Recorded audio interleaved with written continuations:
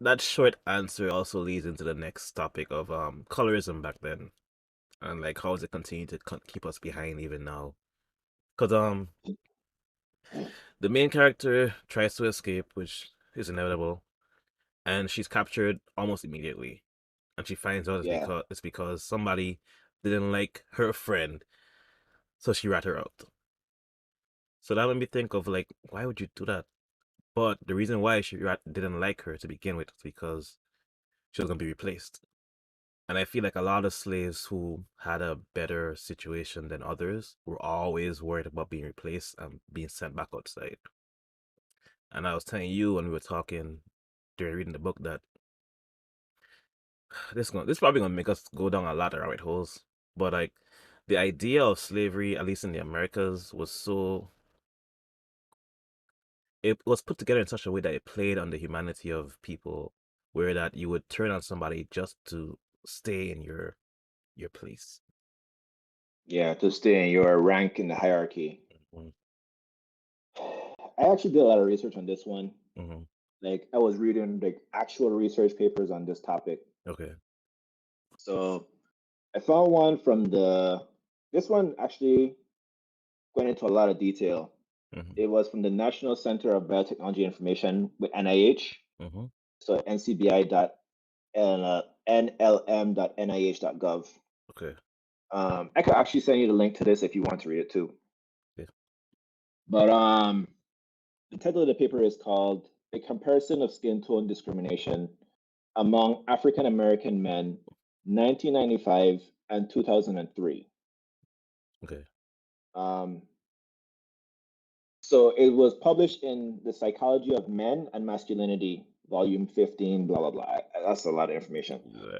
But in it, they talked about the historical context of skin tone, where it was like basically slavery constituted a strict caste system that distinguished black slaves by their skin tone. Lighter slaves were usually mixed race and Mm. favored by their white slave owners. They worked inside, etc. Yeah. The dark slaves were given more physically strenuous outdoor work and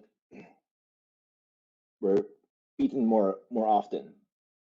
So, from the paper, in the antebellum period, um, lighter skinned slaves were often freed more often, Mm. and they were more likely to become more educated. They were allowed to become educated, Mm. and they were allowed to own property more often. Not even more often. I think only were allowed. Like the dark skinned slaves weren't allowed to own property, whereas light skinned slaves were. I have a question. Hmm. Did they mention if any of those lighter colors actually own slaves themselves? I've heard that, but I didn't find it in my research. But I Gotcha. wasn't looking for it either. Mm-hmm. Okay.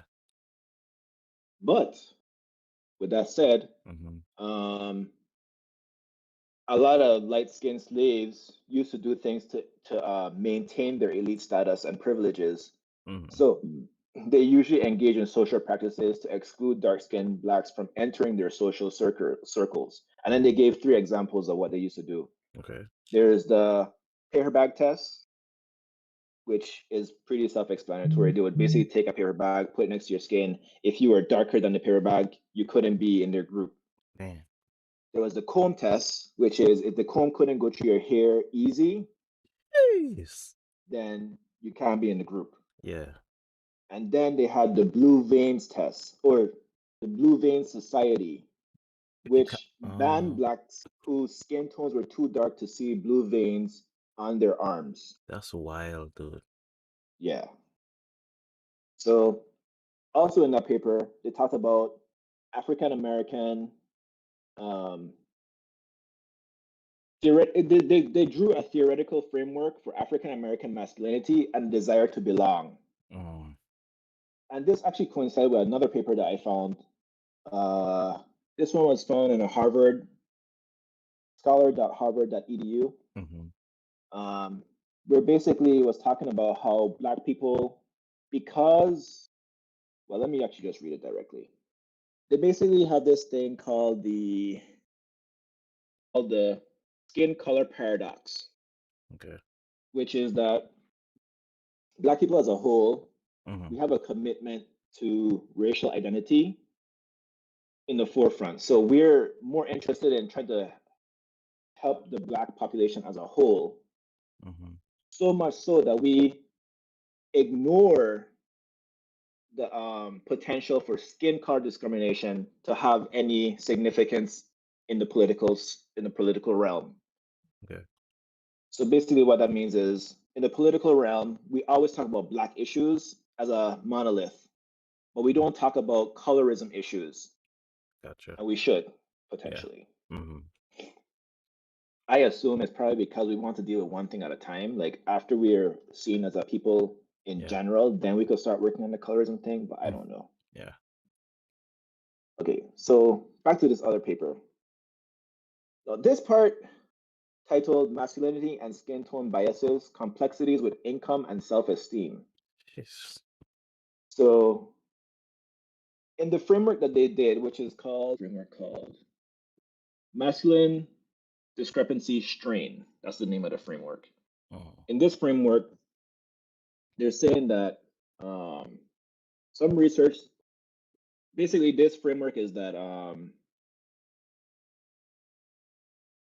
in order to be accepted, normally we base our masculinity relative to other people based on our skin tone. Mm. So some research suggests that among African American males, dark-skinned men may be idealized as the alpha males, Mm. possessing heightened masculine characteristics such as dominance, strength, virility, confidence in their physical attractiveness, etc. Mm-hmm.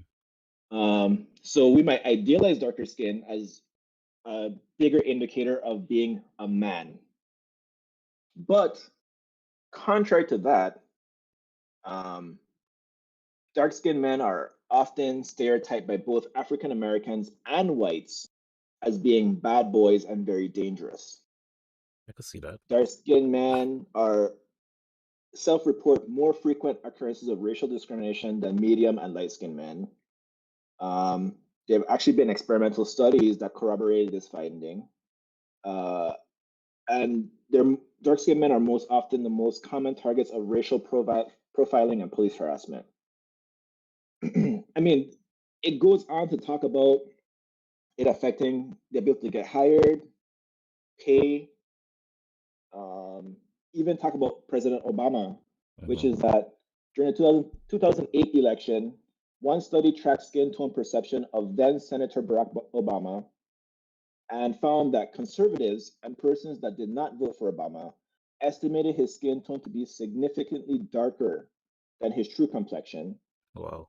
And in contrast, liberals and persons that voted for Obama estimated that he was significantly more light skinned than his true complexion. Mm. So I'll stop there. How did they like what did they use to test the comparison of his skin tone to his actual skin tone? I think they probably did a survey. I didn't actually look into that research. They did Okay. cite it, Mm-hmm. but what I believe they did was a survey, and they probably had a color palette on there and Uh-uh. had them choose like Mm. what color it from their memory That what would he make was. sense. That would make sense. Yeah. That's a lot of information, man. Thank you. Yeah, dude, I went down the rabbit hole. I honestly thought I would not be finished my research in time for the show because I Yeah. was like, Yeah. I mean, that's what happens.